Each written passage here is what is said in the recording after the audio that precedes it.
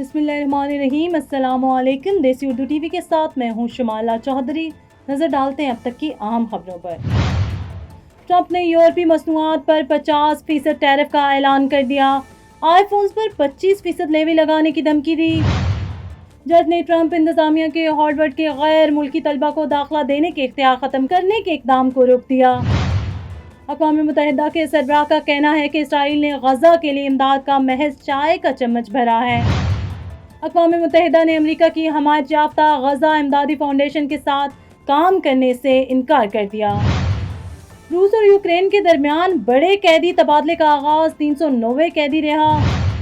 Nitin Yahoo نے برطانیہ، France اور کینیڈا کے رہنماؤں پر غزہ میں جنگ بندی کی اپیل پر تنقید کی۔ سال کے وعدے لیکن سڑک نہیں، 12 بٹال روڈ کی کہانی۔ ہیڈ لائنز آپ جان چکے، بڑھتے ہیں خبروں کی تفصیل کی جانب۔ ٹرمپ نے یورپی مصنوعات پر 50% ٹیرف کا اعلان کیا۔ آئی فونز پر 25% لیوی لگانے کی دھمکی دے دی۔ صدر ٹرمپ نے یورپی یونین کو شدید انتباہ دیتے ہوئے 1 جون سے درآمدات پر 50% ٹیرف لگانے کی دھمکی دی، جس سے عالمی منڈیوں میں ایک بار پھر تجارتی کشمکش کی لہر دوڑ گئی۔ اگر یہ اقدام نافذ ہوا تو یہ ٹرانس اٹلانٹک تجارتی تعلقات کو متاثر کرے گا اور دونوں خطوں کے اہم شعبوں پر گہرا اثر ڈالے گا۔ اس کے علاوہ ٹرمپ نے ٹیکنالوجی کی کمپنی ایپل کو بھی نشانہ بناتے ہوئے کہا کہ امریکی صارفین کے ذریعے سے 25% خریدی جانے والی تمام آئی فونز پر 25% ٹیرف عائد کیا جا سکتا ہے۔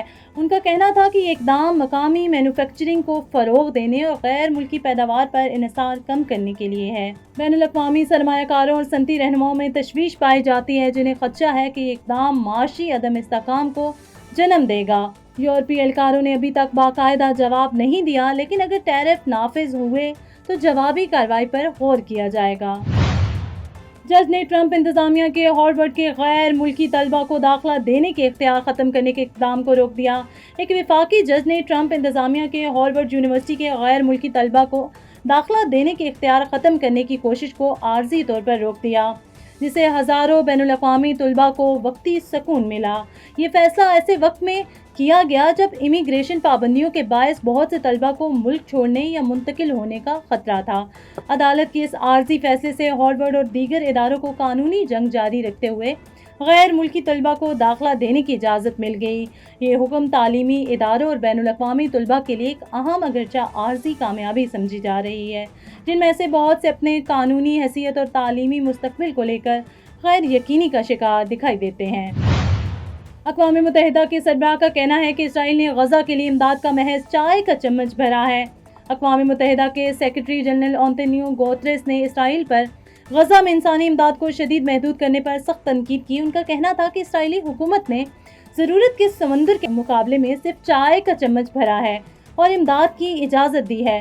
انہوں نے زور دے کر کہا کہ اسرائیل کو غذائی اشیاء، ادویات اور دیگر ضروری سامان کی ترسیل میں رکاوٹیں ختم کرنی چاہیے۔ ان کی یہ بات غزہ میں بڑھتے ہوئے انسانی بحران کے تناظر میں کہی گئی، جہاں لاکھوں افراد تنازع اور امدادی رکاوٹوں کے باعث شدید مشکلات کا شکار ہیں۔ اقوام متحدہ نے امریکہ کی حمایت یافتہ غزہ امدادی فاؤنڈیشن کے ساتھ کام کرنے سے انکار کر دیا۔ اقوام متحدہ نے امریکہ کی حمایت یافتہ غزہ ہیومینٹیرین فاؤنڈیشن کے ساتھ تعاون سے انکار کر دیا، جس کی وجہ فوجی کنٹرول کے خدشات بتائے گئے۔ اقوام متحدہ کے اہلکاروں نے خبردار کیا کہ اس طرح کا طریقہ کار امداد کو سیاسی رنگ دے سکتا ہے اور غزہ کے بھوکے عوام کو مذاکرات کا ہتھکنڈہ بنا سکتا ہے۔ امریکہ نے فاؤنڈیشن کا دفاع کرتے ہوئے کہا کہ یہ امداد تک رسائی کو یقینی بنانے کا ایک ضروری ذریعہ ہے، لیکن تنقید کرنے والوں کا کہنا ہے کہ یہ انسانی امداد کی غیر جانبدارانہ اور مؤثر ترسیل کو کمزور کرتا ہے۔ Neurological care is a pressing healthcare challenge in Pakistan. That's why Helping Hand USA is building Kind-R, a world-class hospital with 130+ clinics that is set to establish new standards for neurological care in Pakistan. As the first phase nears completion, anticipation is growing for the launch in the second half of 2025. Give zakat and sadaqah through Helping Hand USA today and join this historic endeavor to redefine future healthcare in Pakistan. آگے بڑھیں اور آپ کو بتائیں کہ روس اور Ukraine کے درمیان بڑے قیدی تبادلے کا آغاز، 390 قیدی رہا کر دیے گئے۔ روس اور یوکرین کے درمیان جنگ کے بعد سے اب تک کا سب سے بڑے قیدی تبادلہ شروع ہوا ہے، جس میں جمعے کے روز 390 قیدیوں کو رہا کیا گیا۔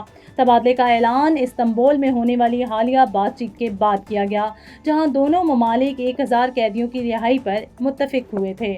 یہ اقدام جاری جنگ کے باوجود تعاون کی ایک نایاب مثال ہے اور اسے مزید مذاکرات کے لیے ایک انسانی قدم سمجھا جا رہا ہے۔ دونوں اطراف کے اہلکاروں نے تصدیق کی ہے کہ آنے والے دنوں میں مزید قیدیوں کو رہا کیا جائے گا۔ عالمی مبصرین نے اس پیش رفت کو وسیع تر مذاکرات کے لیے ایک موقع کے طور پر دیکھا ہے۔ نیتن یاہو نے برطانیہ، فرانس اور کینیڈا کے رہنماؤں پر غزہ میں جنگ بندی کی اپیل پر تنقید کی۔ اسرائیلی وزیر اعظم نیتن یاہو نے برطانیہ، فرانس اور کینیڈا کے رہنماؤں پر سخت تنقید کرتے ہوئے کہا کہ وہ تاریخ کے غلط جانب کھڑے ہیں۔ یہ بیان اس وقت سامنے آیا جب برطانوی وزیر اعظم کیئر سٹارمر نے غزہ میں فوری جنگ بندی کی اپیل دہرائی، جس میں فرانس کے صدر اور کینیڈا کے وزیر اعظم بھی شامل تھے۔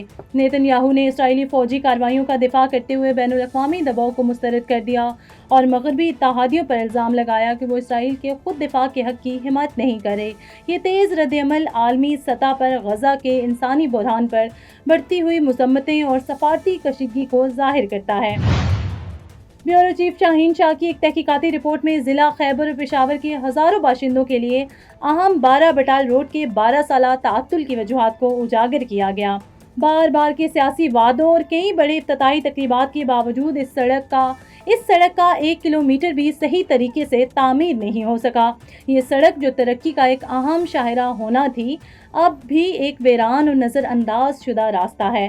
رپورٹ میں مقامی افراد، مایوس رہنماؤں اور ماہرین کے انٹرویوز شامل ہیں جو انتظامی نااہلی اور سیاسی عدم توجہی کی تصویر پیش کرتے ہیں۔ باشندوں کو نقل و حمل، صحت اور تعلیم تک رسائی، معاشی پسماندگی جیسے مسائل کا سامنا ہے۔ یہ رپورٹ احتساب کا مطالبہ کرتی ہے اور وعدوں اور زمینی حقائق کے درمیان فرق ختم کرنے کی اپیل کرتی ہے۔ نیوز اسٹوڈیو سے فی الوقت اتنا ہی۔ مزید خبروں اور اپڈیٹس کے لیے دیکھتے رہیے دیسی Urdu T V. You came to this country for a brighter future for you and your loved ones. You've made it this far. Now it's time to become a citizen. With citizenship, you gain the right to vote, access to federal jobs, the ability to keep your family closer, and the freedom to travel with a U.S. passport. These are just a few of the benefits waiting for you when you become eligible. We're here to help you through the process with free resources and personalized guidance. Together, we can make it easier. Get started at becomeacitizentoday.com.